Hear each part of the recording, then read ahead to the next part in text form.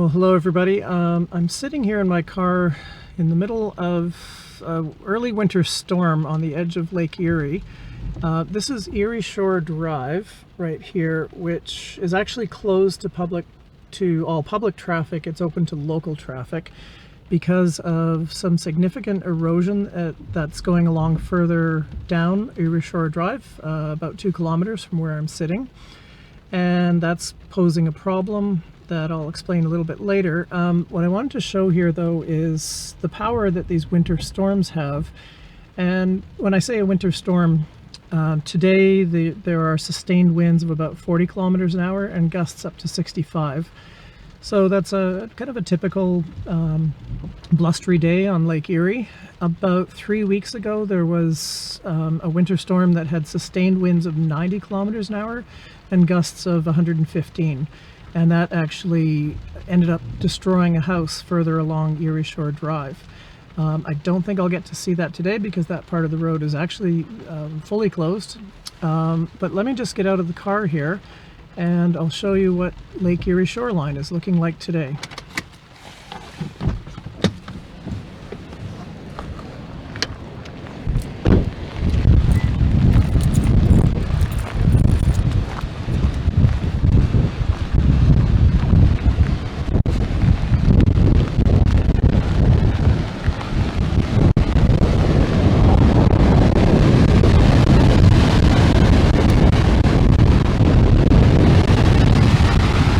So what you're seeing here are some older, probably 30 to 40-year-old breakwaters that were installed in this part of Lake Erie shoreline.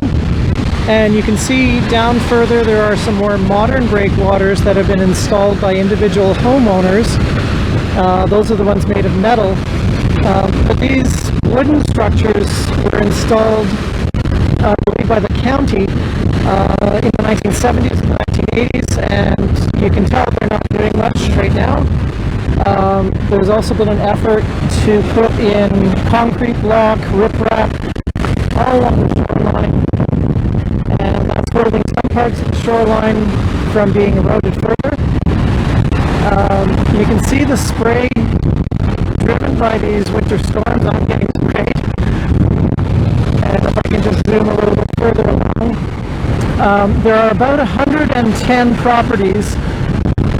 You can't see further down the coastline, but there's 110 properties, and all of them are affected by coastal erosion, winter storms, problems with inundation during these storms. And I'll go down further along the road and hopefully pick that up and we can see this a little bit further. Okay, I've driven a little bit further now down Erie Shore Drive to where some of the properties are closer to the shoreline, and these are some of the properties that are now threatened by erosion and obviously the winter storm. So I'm going to head out and have a look, and I'm going to get wet in the process.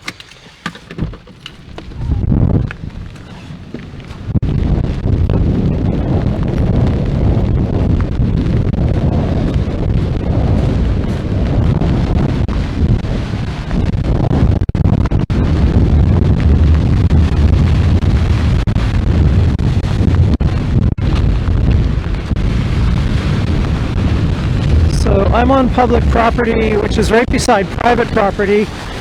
Oh, just got splashed by a wave. Oh, that's a big one.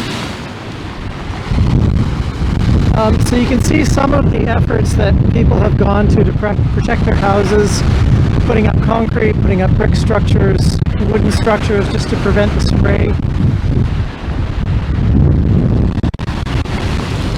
This is somebody's front yard, which has been eroding away, so they've built a concrete protection structure and a bit of a deck. Down further you can see a smaller house that basically has no more front yard. The front yard is really Lake Erie. And down further, down further you can see houses in various states of erosion and protection, and a lot of concrete being dumped to try and protect the buildings.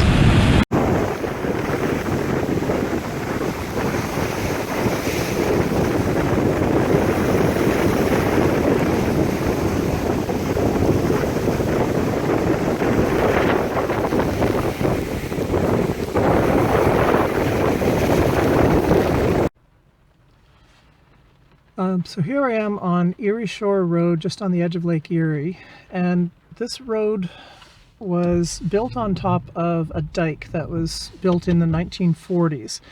The reason for this dike was essentially to create agricultural land, which you can see off in the distance here, from what used to be essentially swamp and marshland. It was called the Burke's Drainage System or project. So they built the dike that protected or allowed farming on the farmland to the right here. And then because this dike was a linear structure that connected basically one community to another, they built a road on top of that. Now the problems come when the owners on the left-hand side here, when they started building seasonal properties and in some cases permanent homes in between Lake Erie and the top of the dike. So they're essentially hemmed in by the dike in behind them, and then now with lake level rise on Lake Erie, they're suffering problems of winter storms, coastal erosion, and in some cases the homes are actually being destroyed by these waves and high water events. Lake Erie has been experiencing high water since 2013. 2019, I think, was the highest level ever recorded for, or at least for the last 50 years since records have been kept. And that's causing significant problems for the homeowners here, about 110 properties. Now let me just get out of the car. Apologies for the wiper going off every now and then. It's a winter storm with lots of rain.